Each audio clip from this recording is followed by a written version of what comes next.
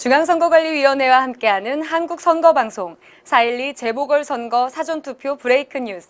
사전투표 첫날 마지막 3부 방송 시작하겠습니다.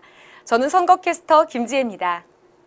약 1시간 전인 오후 6시 4.12 재보궐선거 사전투표 첫날 투표가 모두 마감이 됐는데요. 전국 30개 선거구에서 사전투표 첫날 투표가 순조롭게 마무리됐습니다. 그럼 사전투표 첫날 최종 사전투표율 살펴볼까요? 재보궐선거 사전투표 1일차 최종 사전투표율 30개 선거구 평균 사전투표율 2.7% 기록하고 있습니다. 그럼 이어서 선거구별 사전투표 1일차 사전투표율 하나씩 살펴보겠습니다. 먼저 국회의원 선거가 치러지는 경북 상주시, 군위군, 의성군, 청송군입니다. 사전투표율 6.3%를 기록했습니다. 다음은 기초단체장 선거 지역 사전투표율입니다. 경기 하남시 사전투표율 2.3% 기록했습니다. 경기 포천시 사전투표율 2.7% 기록했고요.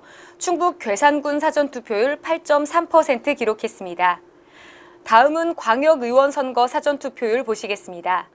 대구 수성구 제3선거구 1.2%, 경기 용인시 제3선거구 0.5%, 경기 포천시 제2선거구 전북 2.7%, 전북 전주시 제4선거구 1.9%, 전남 해남군 제2선거구 7.9%, 경남 양산시 제1선거구 1.3%, 경남 남해군 5.3% 기록했습니다.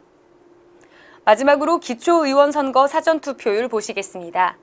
부산 강서구 가 1.6%, 대구 달서구 사 1.1%, 충남 천안시 나 0.4%, 충남 천안시 마 바 0.8%, 전북 완주군 라 13.2%, 전남 여수시 나 3.5%, 전남 순천시 나 8.5%, 경북 구미시 사 1.8%, 경북 칠곡군 나 6.1%, 경북 군위군 가 10.3%, 경남 김해시 가 바 1.0%, 경남 거제 마 1.1%, 경남 함안 라 3.5%, 경남 창녕 나 8.1%, 경남 양산 마 1.3%, 경남 하동 나 5.5%, 경남 합천 나 6.0%를 기록했습니다.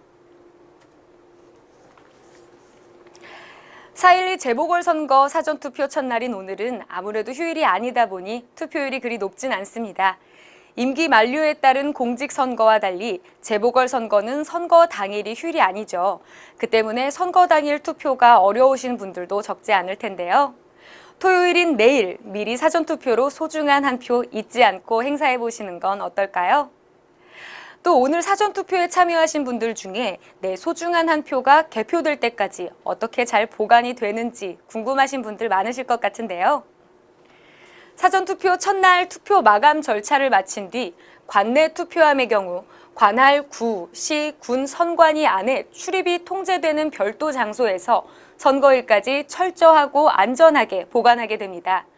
관외 투표함의 경우 투표 종료 후 회송용 봉투를 우체국에 인계하여 관할위원회로 안전하게 발송됩니다.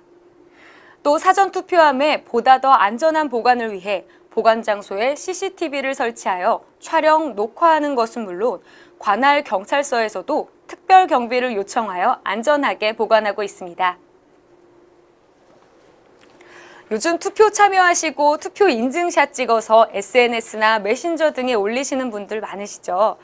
그런데 이렇게 손 모양으로 특정 정당이나 후보를 연상시키는 인증샷을 SNS나 메신저에 올릴 경우 처벌받을 수도 있으니 인증샷 찍을 때 주의가 필요하다는 얘기 한 번쯤은 들어보셨을 텐데요.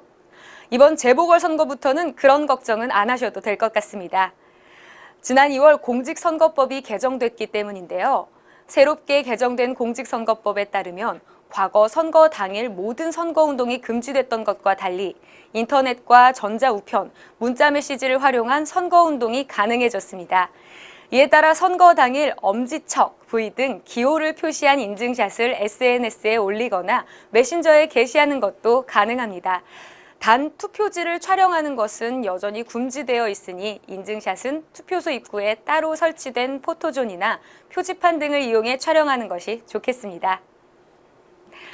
또 기존 문자 메시지를 이용한 선거운동이 문자 텍스트만 허용됐던 것과는 달리 음성이나 동영상 등도 포함될 수 있도록 개정됨에 따라 다양한 콘텐츠를 활용한 선거운동이 가능해졌습니다. 이는 달라진 선거 환경을 반영해 선거운동의 자유를 확대하기 위한 방안 중 하나인데요. 앞으로도 선관위는 이렇게 변화하는 선거 환경에 맞춰 선거운동의 자유를 확대하는 방안을 지속적으로 추진해 나갈 예정입니다. 선거철만 되면 후보자들의 무차별적인 문자 메시지 폭탄에 시달렸던 분들 적지 않으시죠? 이번 선거부턴 후보자들의 이런 무차별적인 문자 메시지 전송에 제동이 걸리게 됐습니다. 기존 동시 수신자가 20명 초과일 경우에만 해당되던 자동 동보 통신 방법을 20명 이하에도 적용하게 된 건데요. 이에 따라 문자 전송 프로그램 등을 활용해 불특정 다수에게 단체 문자를 보내는 건 총 8회까지만 가능합니다.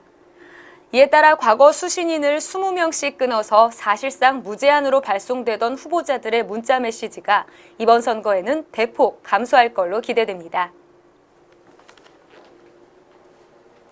지금까지 이번 재보궐선거부터 달라진 선거제도를 살펴봤는데요.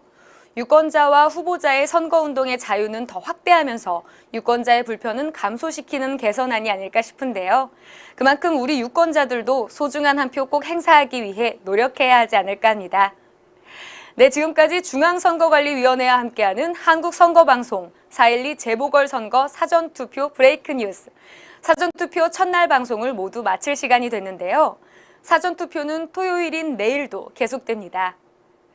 오전 6시부터 오후 6시까지 내 선거구가 아니더라도 재보궐선거가 실시되는 지역에 설치된 사전투표소에서 투표가 가능하다는 점 잊지 않으셨죠?